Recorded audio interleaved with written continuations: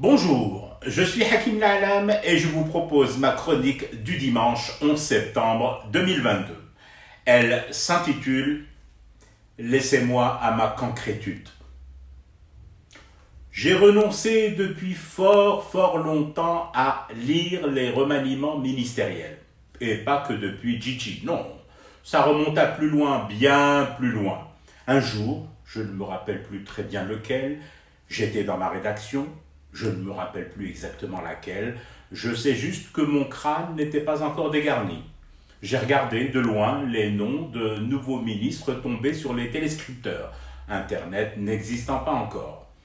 Je n'avais qu'un geste à faire ce jour-là, me lever et arracher la feuille du rouleau pour la lire attentivement et faire ce que doit faire un bon journaliste, tenter de comprendre les motivations du remaniement, décrypter le pourquoi du départ d'un tel et le maintien de tel autre. Finalement, non. Je suis resté assis et j'ai donc aussi, dans la foulée, de fait, refusé à partir de ce jour déterminé de devenir un bon journaliste, préférant à ce noble métier la carrière moins glorieuse de cancre rémunéré. L'avantage lorsqu'on est un cancre, c'est que personne ne criera vraiment au scandale lorsque, autour de la tablée, tout le monde sera là à commenter doctement un remaniement, alors que vous serez sous la table à vous rouler dans un rire gras, meilleur moyen, paraît-il, pour envisager au chaud un hiver rude. Attention! Il ne faut pas prendre mon attitude de pitre pour du mépris envers les consoeurs et confrères sérieux. J'éprouve au contraire une profonde admiration teintée d'un mysticisme certain pour les journalistes studieux qui ont des grilles de lecture à proposer aussitôt un remaniement de ministre des Édiens annoncé.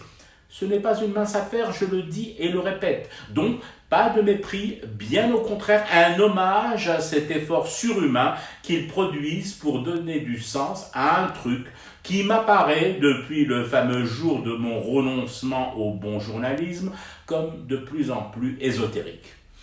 Moi qui suis dans l'absurde depuis près de 40 ans, je trouverais cela un peu biscornu de ma part de tenter aujourd'hui, avec un crâne résolument chauve et Internet dans ma poche, de rebrousser chemin en redonnant du sens à l'absurde.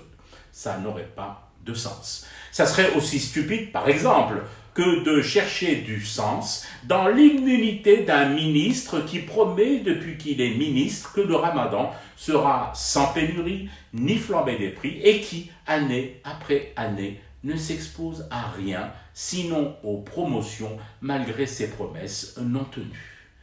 Je fume du thé et je reste éveillé, le cauchemar continue.